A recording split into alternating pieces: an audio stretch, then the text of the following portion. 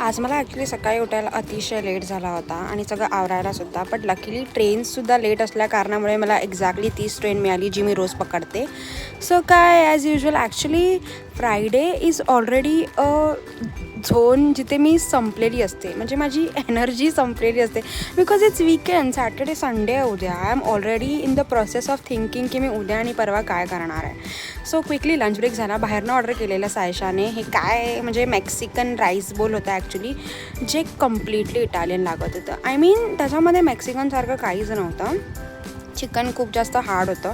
But I think it's pretty good. Like it was nice. म्हणजे just for like one time thing, healthy टाईप्समध्ये चांगलं होतं. म्हणजे I liked it. I don't eat such things but you know healthy and all of that.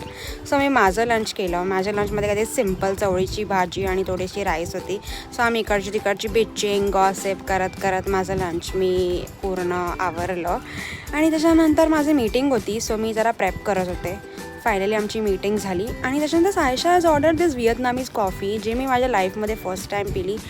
Trust me, this was palm oil. I swear to God this was palm oil. And I was like wondering की ही कशी ह्या सगळ्या गोष्टी लोक पितात यार. This was my first time. आणि काय ऑलरेडी पॅकअप.